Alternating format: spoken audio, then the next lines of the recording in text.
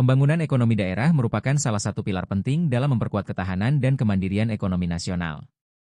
Di tengah dinamika globalisasi, disrupsi teknologi, serta tantangan lingkungan dan sosial yang kompleks, diperlukan pendekatan strategis dan terintegrasi dalam merumuskan arah pembangunan ekonomi di tingkat daerah.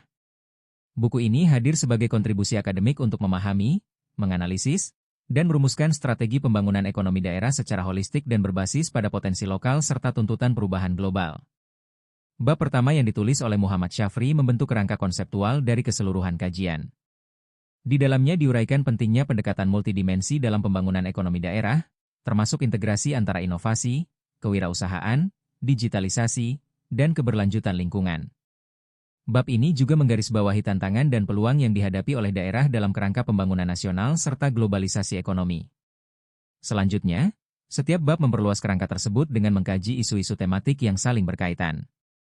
Selvi Suhesti dalam bab 2 mengupas peran ilmu pengetahuan dan teknologi dalam mendorong inovasi daerah, yang menjadi prasyarat penting bagi daya saing ekonomi lokal. Bab 3 oleh Abdul Razak mengangkat konsep ekonomi hijau dan ekonomi biru, sebagai strategi pembangunan berkelanjutan yang berbasis pada pemanfaatan sumber daya alam secara bijak dan ramah lingkungan.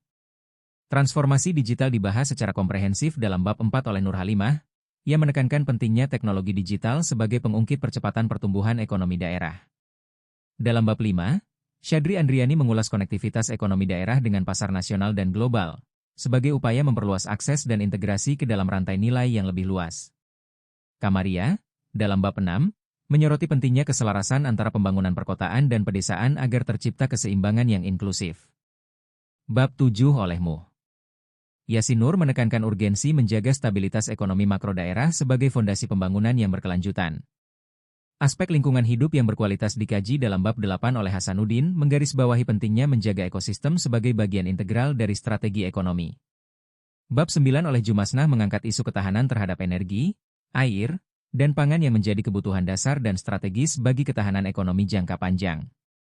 Isu resiliensi terhadap bencana dan perubahan iklim dibahas oleh Asridah dalam bab 10, dengan penekanan pada pentingnya adaptasi kebijakan dan perencanaan berbasis risiko.